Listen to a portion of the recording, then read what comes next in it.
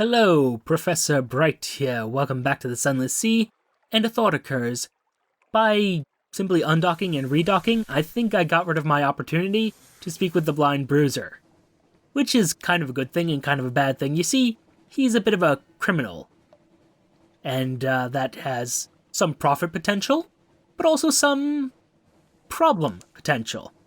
Between episodes, I resupplied, mostly just filled up the hold with a lot of fuel and supplies, and we are headed north to Venderbight and to somewhere else, because right here is Hunter's Keep, where, if you'll remember, we need to take the tireless mechanic along with a clayman. Unfortunately, we don't have a clayman. Do have the mirror catch box he needs, but without all components, can't really do much, sadly. But Hunter's Keep, a quiet isle, a grand old house. A hump of dark rock swathed in mist, like 100 other Untersee islands, but here's a grand house, windows aglow, lawns impossibly green and lush in the false starlight, raked gravel paths. You stand on the dock as the sea nudges your ship's sides. An unexpectedly warm breeze carries the faintest trace of lavender. Reconnoiter the island. Have no reason not to. Plunging cliffs, soft green lawns, a well tucked away in a fold of the grounds. Anything else? Given what I know about this place, I wonder if there's significance to that well. Well, suppose it doesn't matter. The sea's silence. Ships rarely come here, nothing changes, even the weather. The house is the heart of the isle, the house and the sisters, but the Admiralty may be happy to know that nothing's changed, at least. And first we spy on the house. This place may not be as simple as it seems. Oh, I think we know it is not as simple as it seems. Straightforward challenge, so of course we succeeded. A piano music drifts across the terrace. You peer through a half-open French window into a grand parlor, grand in size if a little reduced in style by dust and neglect.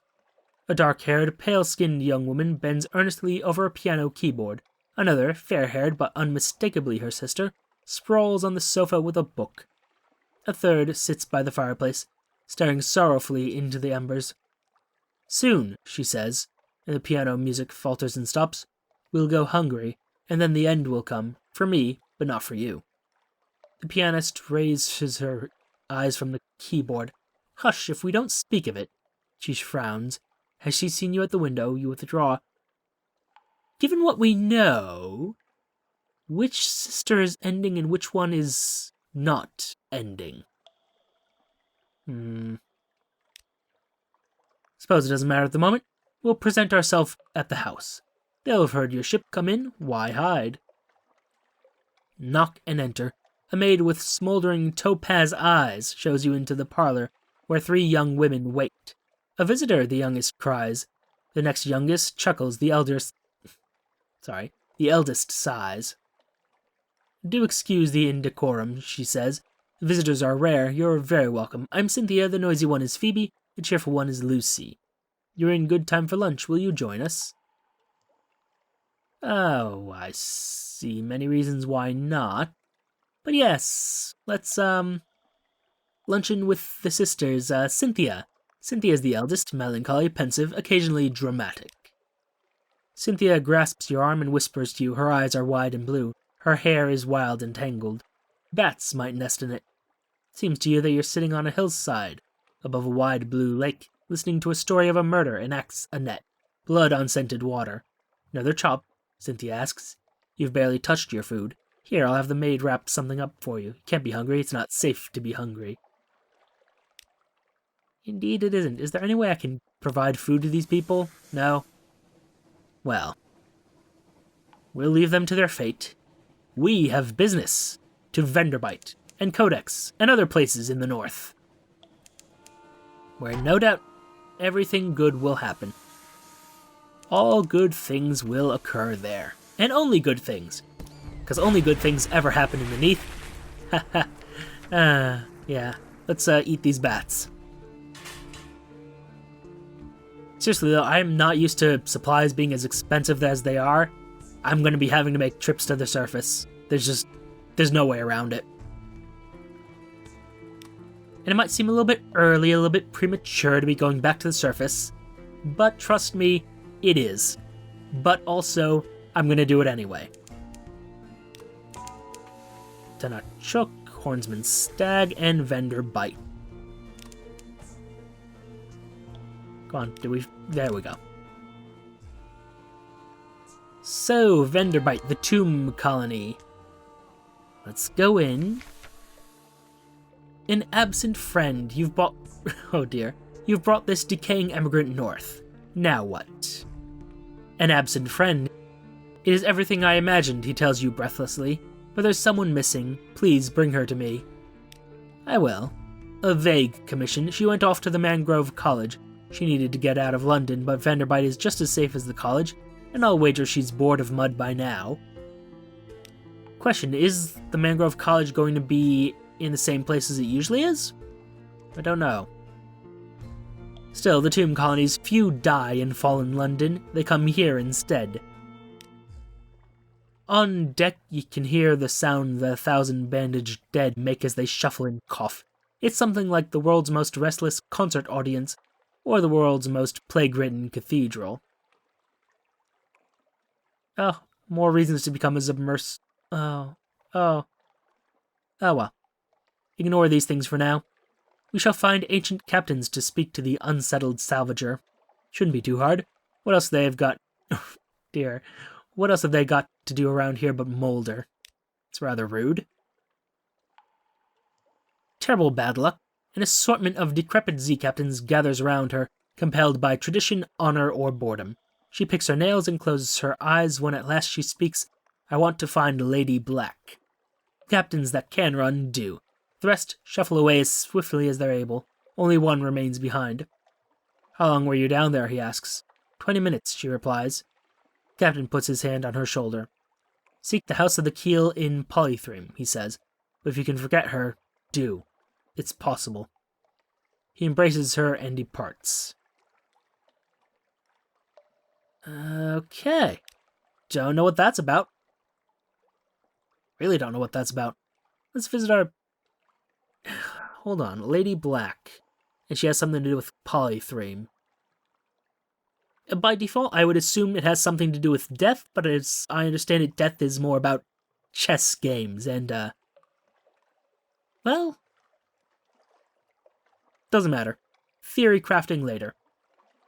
Visit a certain little restaurant. Fine cuisine in Venderbight. Now that would be something. Indeed it would be.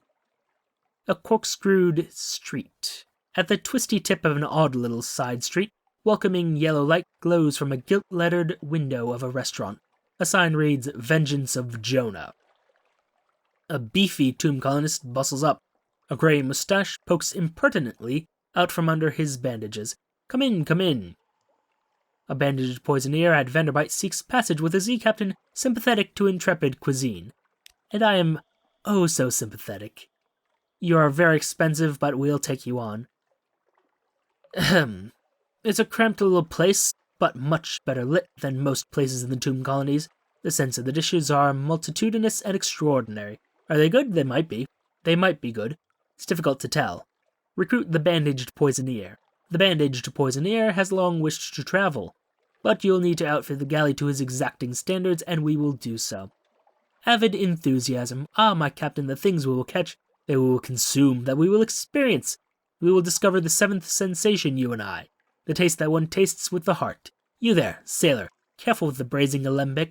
It's worth more than your wretched soul. He is such a delight. Glad to have you aboard. And you know what? Commodus Ferret, let's speak with you briefly. Lies across your desk like a lumpy scarf.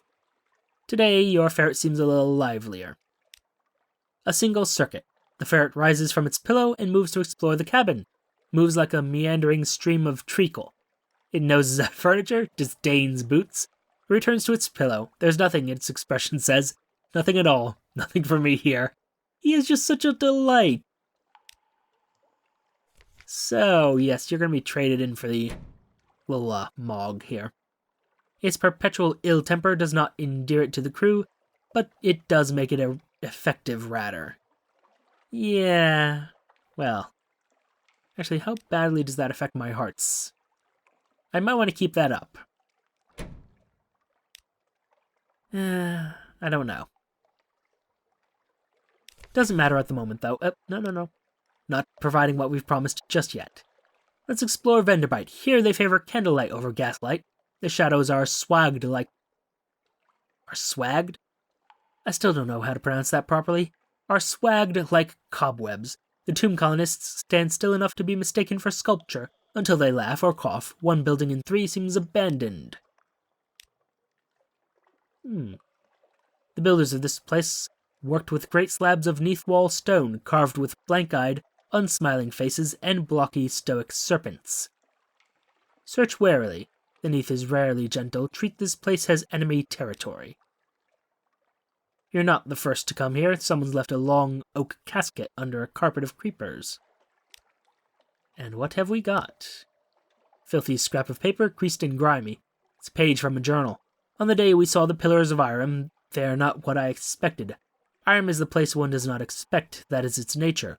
You've seen it in your dreams. Yes, you, who found this page long after my death.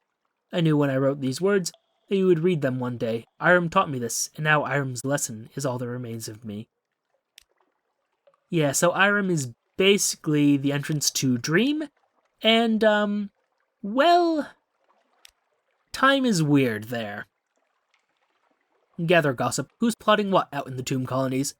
Along the coasts of the Untersee, it's remarkably hard to die. The decrepit and nearly dead who leave London become tomb colonists, and settle here in bandaged peace. But they don't give up their ties to home or their politics. You gather a hull of complex crews, enough to keep your contacts in London interested. One more thing of note. The first curator. Z captains the first curator gives audience. The first curator is responsible for the preservation of the tomb colonies.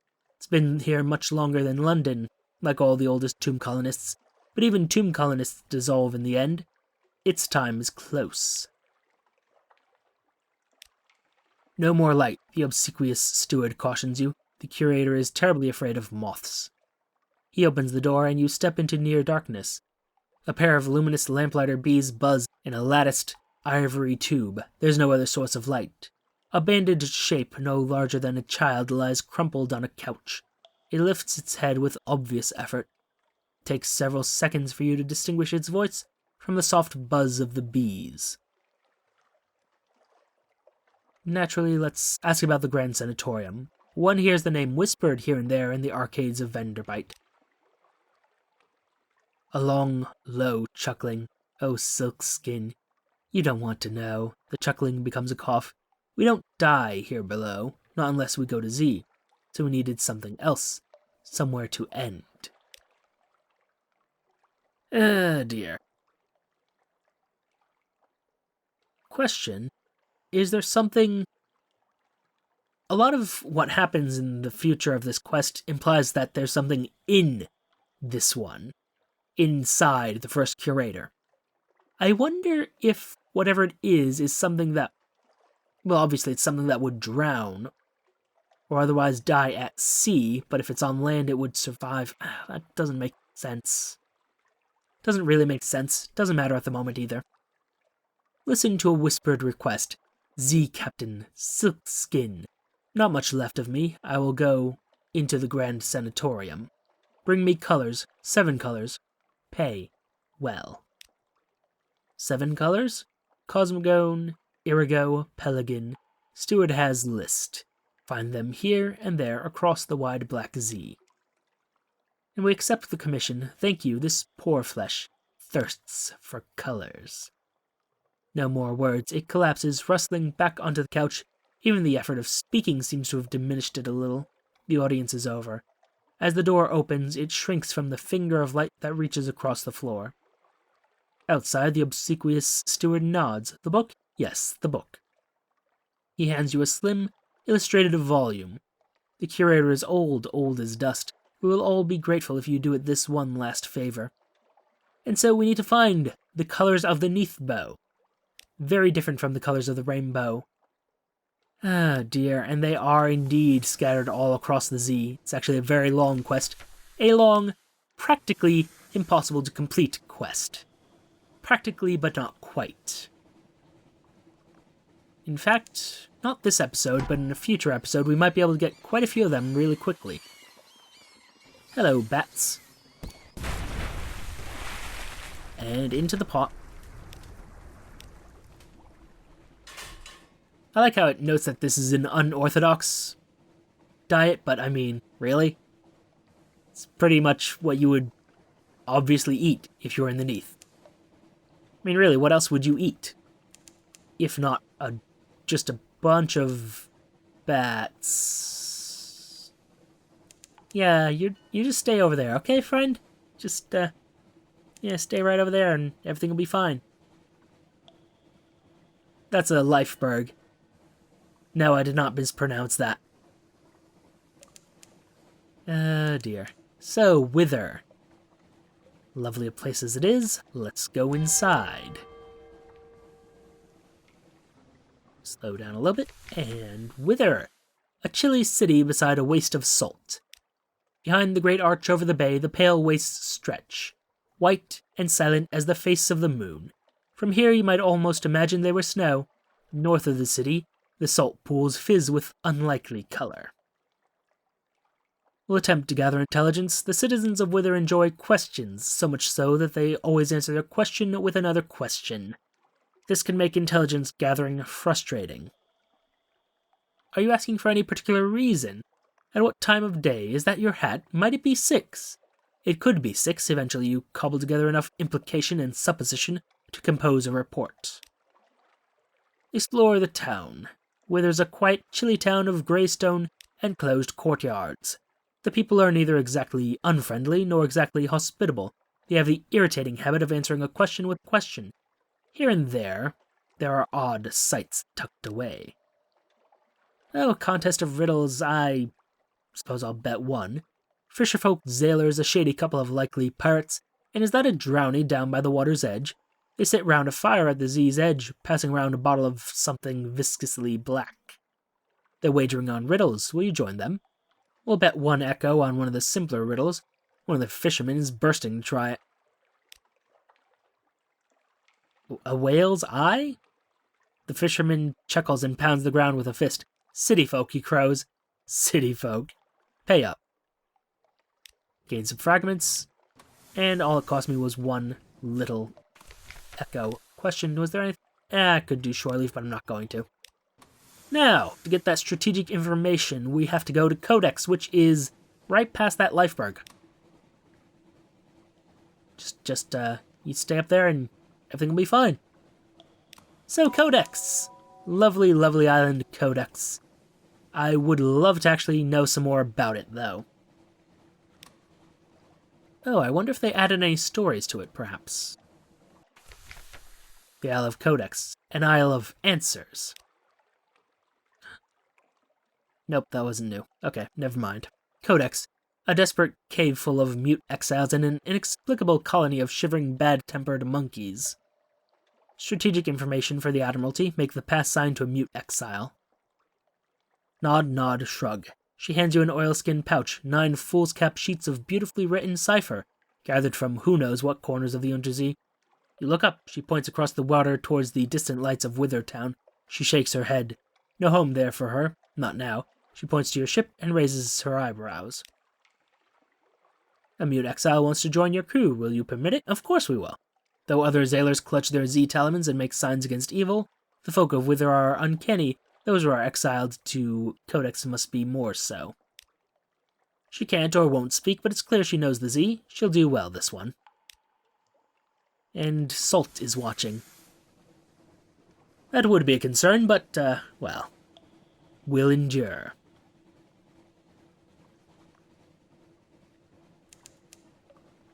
Now, the real debate is if we make a stop back at London before we go south to Port Carnelian. I'm inclined to say we don't, actually. And I will tell you why. I think next episode we're going to be going to the surface. I think that sounds fair. Well, you know what? Let's go to the surface now. Why not? It's just a bit of a trip. Not even that much of a trip, if we're being honest. We're already past Venderbight. and soon we'll be past London, and we'll go on from there. Oh, I can't wait to share the surface with you lot. It's a beautiful place, lovely place, full of lovely things that are just wonderful, and in no way threatening. Certainly not. Of course not. Why would they be?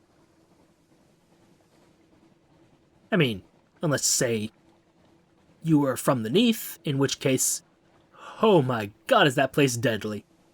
Like, super deadly. Like, 0 chances of survival, kinda deadly. The debate for me is going to be whether or not we fill up our mirror catch box. Given where the Isle of Cats is, I don't know. See, the thing is, selling a mirror catch box runs the risk of either losing the mirror catch box or keeping the mirror catch box and getting slightly fewer echoes, if I remember right. It's still profitable either way, but the process of getting an echo, well, and for one thing, mirror catch box, not echo, but I don't know. The process for getting a mirror catch box isn't actually that bad, because the Khanate right nearby. So maybe we just get the sunlight now. Why not? If I'd done that 1 second earlier. You know what, we'll dissect it for supplies. We wouldn't have that much in the way of actual, hunger to deal with anyway. Oh, terribly sorry. I think my cold is having a bit of a resurgence. Might say we do wait till next episode to actually make the trip to the surface. And then once we've done that, we'll become a submersible. And it will be lovely, potentially, or horrible, potentially. Who knows? That will be a matter for the future. For now, thank you for your time. Note the like, comment, and subscribe buttons below. Use them responsibly. And I shall see you all soon. I did not time that very well. I wanted to actually have it timed so that as soon as I docked, I'd be cutting off, but now I have this awkward moment where I'm still chatting briefly. Bye.